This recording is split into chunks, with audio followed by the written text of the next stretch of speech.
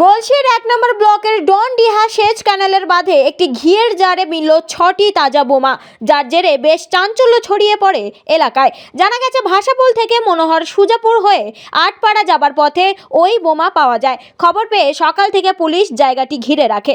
খবর যায় CID bomb ডিম্পোজাল স্কোয়ারে। দুপুরবেলায় সিআইডি বোম ডিম্পোজাল স্কোয়ার সেগুলিকে নিষ্ক্রিয় করে। বোমা ভর্তি জারটি কিভাবে ওই জায়গায় এলো তার তদন্ত শুরু করেছে পুলিশ। হ্যাঁ, গরু পায়ে লেগে গিয়ে বাস্ট হয়ে গেলে গরু বাছুর মানুষ সবই মরে যেত।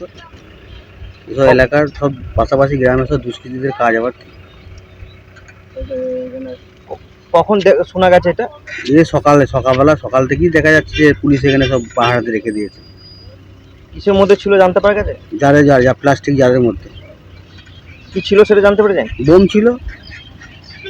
কতগুলো জানতে পেরেছেন? ও কে কাছে পাশে কাজ কেউ গেছে, ভয়ে কেউ যায়নি তো। সেগুলো কি নিষ্ক্রিয় করা হয়েছে মনে হচ্ছে?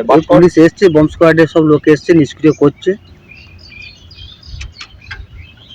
এই ভোটের সময় তো সামনেই তো ভোট ইলেকশন যেটা বলছি আমরা, এই সময় বোম পড়ে আছে, কি বলবেন?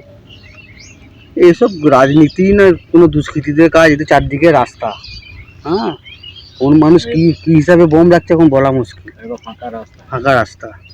গলসি থানা থেকে আমাদেরকে ইনফরমেশন করা হয়েছিল।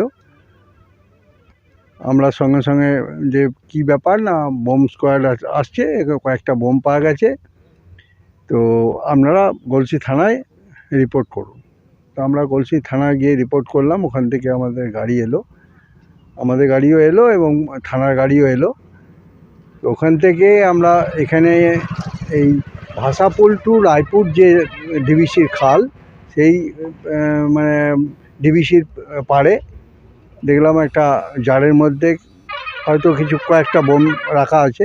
যদিও আমাদের সেটা সামনে যাওয়ার পারমিশনও নেই এবং আমরা যেতেও পারি না। কতগুলো বোম আছে জানতে পারি না, কতগুলো একটা জারের মধ্যে রাখা ছিল। খড়ের কিছু ইয়ে দিয়ে পোয়াল টাইপের, যেটা আমরা গ্রাম বাংলায় বলি, সেই গ্রাম বাংলার যে পোয়ালটা ছিল সেই পোয়ালের মধ্যে পোয়াল দিয়ে ঢাকা ছিল জারটা। কিছুটা জারটা ঘিয়ের জার দেখা যাচ্ছিল। হ্যাঁ, ঘিয়ের জার, নীল রঙের। হ্যাঁ, ব্লু কালারের। তো আমরা ওটা ফটোও তুলেছি, আপনারা সেটা দেখেছেন। সেটা নিষ্ক্রিয় হয়ে গেছে এখন? হ্যাঁ, সেটা এখন মোটামুটি আমরা আমাদের উপস্থিতিতে ওইগুলোকে সব ব্লাস্ট করা হলো বোম স্কোয়াডের সামনে থেকে। গলসি থেকে শেখ আব্বাস আলীর রিপোর্ট, নিউজ 24x7 টিভি। মুহূর্তের খবর হাতের মুঠোয়।